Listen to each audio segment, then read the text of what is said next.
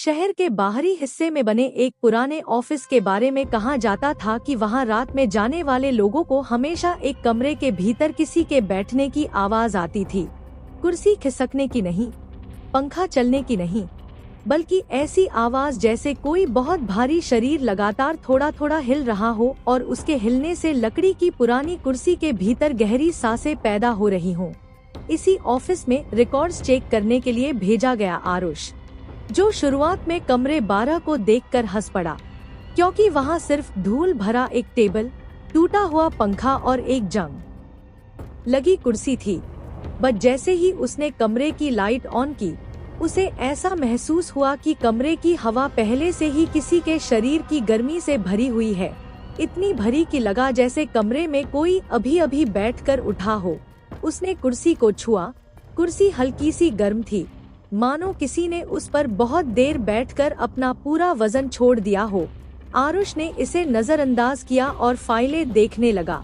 But जैसे ही वह table पर झुका, कुर्सी अपने आप बहुत हल्के से पीछे की ओर हिली, इतनी हल्के कि किसी इंसान की ताकत से नहीं, किसी ऐसी चीज से जिसका शरीर दिखाई नहीं देता लेकिन वजन बहुत ज्यादा होता। उसने डरकर कुर्सी को टेबल के नीचे धकेल दिया, बट अगली ही पल वह कुर्सी बिना आवाज किए वापस उसी जगह लौट आई, मानो किसी ने उसे वहीं बैठाया हो।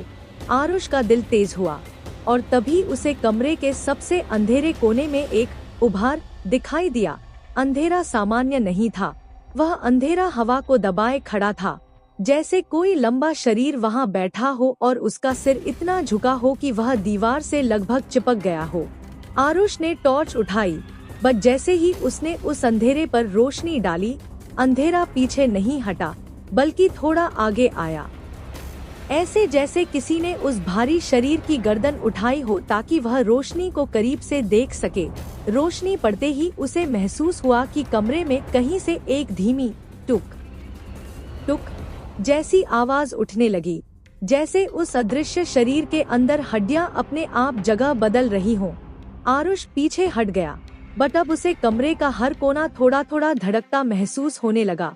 दीवारें भी, फर्श भी, छत भी, मानो उस कमरे में बैठा हुआ अस्तित्व सिर्फ एक जगह नहीं बैठा, वह कमरे की हर चीज में फैल रहा हो। उसने डरकर कहा, कौन है?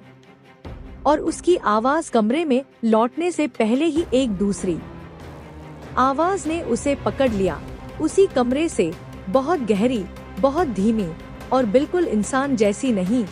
तू। बस इतना शब्द बोला गया, लेकिन उस एक शब्द में इतनी ठंड थी कि आरुष को लगा जैसे कोई उसके सीने के भीतर से उसके दिल की हलचल सुन रहा हो। उसने दरवाजे की ओर दौड़ने की कोशिश की, बट दरवाजा नहीं खुला, क्योंकि दरवाजे के ठीक पीछे कोई बहुत भारी चीज खड़ी थी, इतनी भारी कि उसकी सांसें लकड़ी की सतह पर कंपन पैदा कर रही थी। आरुष मुड़ा, एंड कुर्सी अब खाली नहीं थी, उस पर एक आकृति बैठी थी, बट आकृति दिखाई नहीं दे रही थी, सिर्फ उसकी उपस्थिति थी। उसका वजन कुर्सी को इतना नीचे दबा चुका था कि कुर्सी के चारों पैर फर्श में हल्के हल्के धंस चुके थे, और कुर्सी पर बैठा वह अदृश्य शरीर धीरे धीरे अपनी कमर को हिला रहा था, इतनी धीमी गति से कि आवाज नहीं, सिर्फ दबाव महसूस हो, जैसे वह किसी चीज को देख नहीं रहा था, बल्कि तैयार कर रहा था, किसी अस्तित्व को आकार दे रहा था। हवा से, अंधेरे से, आरुष के डर से, और तभी कमरे की हवा के ठीक सामने दो बेहद गहरे, बेहद पतले धब्बे उभरे, जैसे कोई चेहरा बिना त्वचा के, बिना आकार के, कमरे की हवा में उभरने लगा हो। आरुष चीखा, लेकिन उसकी आवाज किसी ने बीच में ही पकड़ ली, उसके कान के बहुत पास।